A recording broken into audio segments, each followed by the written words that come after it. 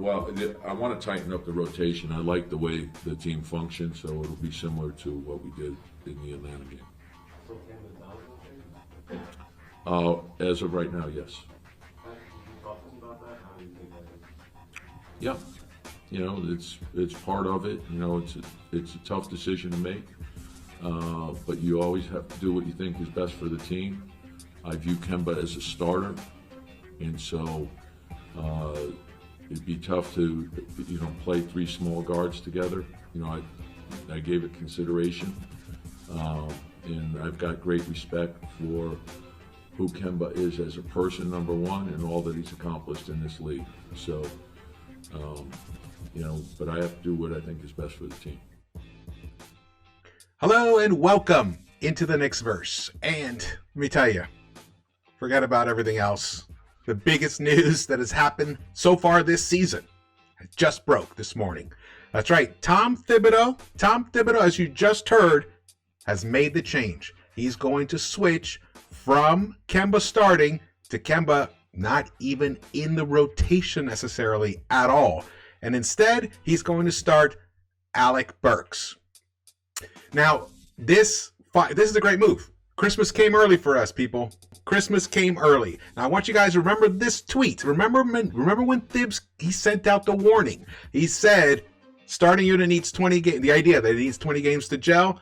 You know what they say. When it's 10 games, you say you need 20. When you get 20, you say 30. And you get 30, you say 40. And then before you know it, the season's over. So it's a bunch of bullshit. And guess what? Tom Thibodeau lived up to that. He said, no more. 20 games, that was enough. Burks is now the starting point guard for the New York Knicks. That is right. Let me tell you, that is a fantastic thing. This is one of the most coveted things you can actually be, is the starting point guard for the New York Knicks. Great history, all the way back to our guy, Clyde. Look at this, man. Kemba Walker's out of the Knicks rotation as of right now. Tom Thibodeau says he will tighten rotation moving forward. It would be tough to play three small guards together, as you heard in the press conference. Thibodeau says he has great respect for Walker and all he's accomplished. Of course he does. We all do, as do I. It pained me many times to be up here saying we need to bench Walker. I actually wasn't calling for a bench. I had a different scenario in mind, but I had a different scenario in mind, honestly. I wanted to switch the backcourts. Start IQ and Rose together and have Kemba and Fournier come off the bench and play with Burks in that bench unit. So obviously Thibs doesn't like that idea, that alignment. Kemba's defense is just too much of a liability right now. It's way too much of a liability, even in a bench role. And then you saw how Fournier started to come around. Well, look at Burks, man. Here's the thing, man. His offensive rating this season is 120, and his defensive rating is 107. That's a differential of 13. That's tremendous. That's hard to overlook. He's averaging 10.5 points per game, almost 4 rebounds, 2 assists. He's shooting 45.1% from the three-point line, even averaging 1.1 steals per game. I love the steals mark. And remember, I think this is based upon like 20-something minutes per game. And his plus minus is a 2.3. So it's hard to argue with this move. There's really nothing to argue about it other than should it have been Derrick Rose. I have a feeling that what's happening is Rose is just not ready to play necessarily even tomorrow. He hasn't been given the green light to play tomorrow. So it's possible that they just didn't want to go another night with Kemba starting as the point guard. So he's like, you know what? Burks just played a great game on Saturday. Yeah, was it Saturday? Yeah, what's Saturday? Yeah, I'm losing track of time. Yeah, played a great game. He started for us. Fantastic. Our biggest win of the season was against the Hawks. So he probably figured, you know what? For now, let's keep the bench unit as intact. Except now, Burks is going to come in. And then you know who's going to fill Burks' role? Quentin Grimes. Or they're going to drop to a 9-man rotation. One or the other. So that'll be interesting. Now, let's look at something else here. I tweeted this out yesterday, actually. How timely, right? Alec Burks' last 9 games. He's averaging 14.3 points per game on 27.3 minutes. almost the 5 rebounds, almost 5 rebounds per game, 1.4 steals per game. That's a very important stat, but not as important as the next two, man. 50% from the 3-point line in the last 9 games. The dude has been a flamethrower, man. Look, and 84% from the free throw line. Like I said, the assassin is doing his thing again, like he did last season. He's back in the flow. Maybe he has totally shaken off any of the lingering effects of COVID. Remember, he's back to his pre-COVID self now.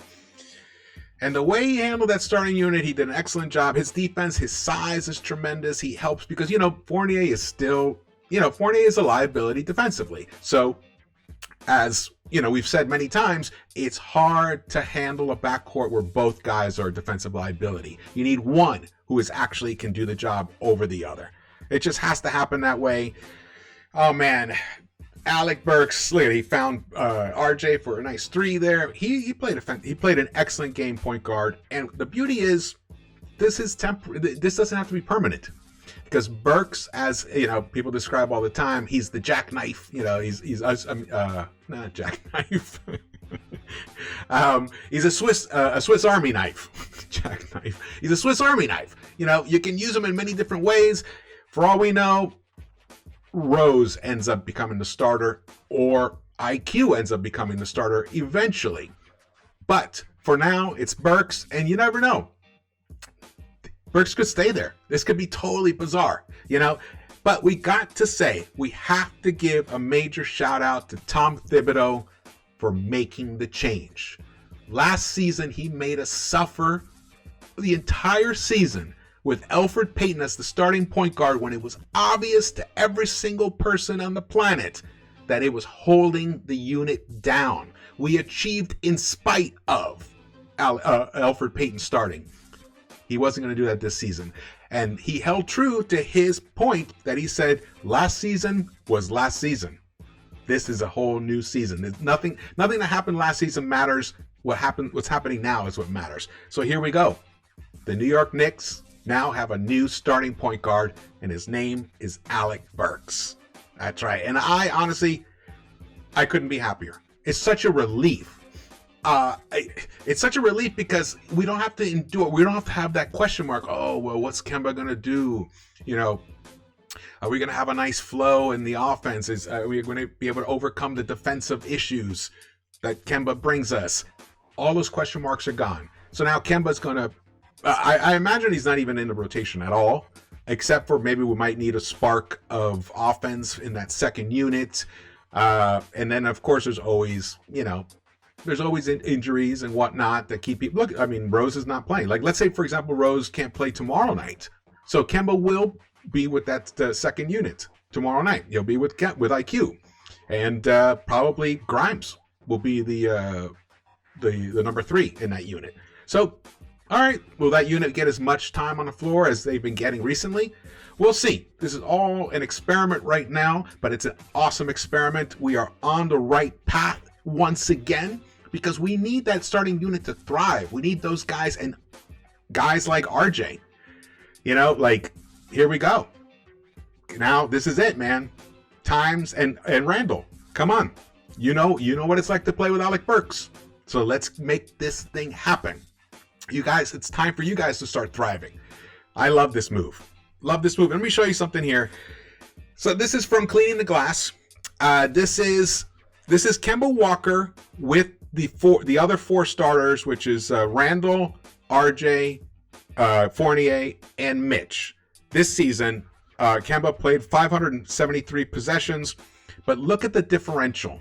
The team was a minus 15.9, which ranks 6. It's a 6 ranking. Like, a low number in ranking is terrible. 1 being atrocious and 100 being the best.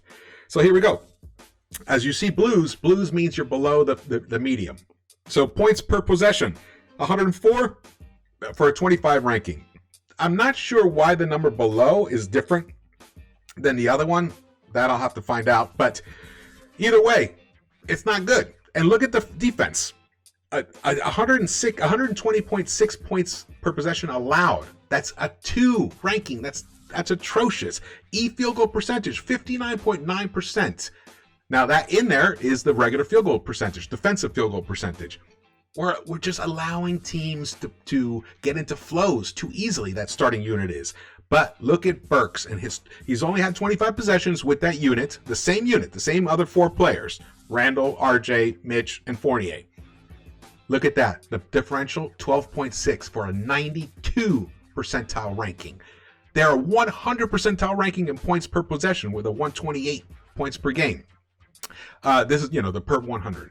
The field goal percentage, 62.5, again, in the 100th percentile.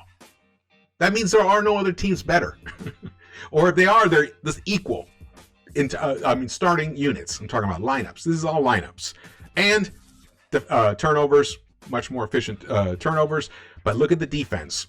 Even though this defense did allow 115.4 points per possessions for a 10 ranking, still the differential is the major issue here. That, and you know what? The field goal percentage, 50%. That's what it's all about. I have a feeling that is why this move is happening, because that unit really keeps the other units from scoring as efficiently and effectively as they want. Meaning they play defense. This is fantastic. This is great news, guys. We can't be happier here. This is a big, big, big day for the Knicks. It really is a big day for the Knicks. No more wondering when is Thibs going to make a change, because it's finally happened, and it's just in time for a tough stretch of games. The Knicks have the Nets, they have the Bulls, and they have the Nuggets. Now, the Nuggets are going to be without Michael Porter Jr. and possibly even Jokic. I'm not sure. But so they're a bit depleted. So hopefully we can win 2 out of the next 3, possibly win all 3. But I want to start with winning tomorrow night's game against the Nets. We can do this. All right, well, thank you so much for watching this. Again, please subscribe if you haven't already, and turn on the notification bell so you know when I drop these videos, and the thumbs ups. Very much appreciated, very much appreciated. And drop your comments. I want to hear how you guys feel about this big move.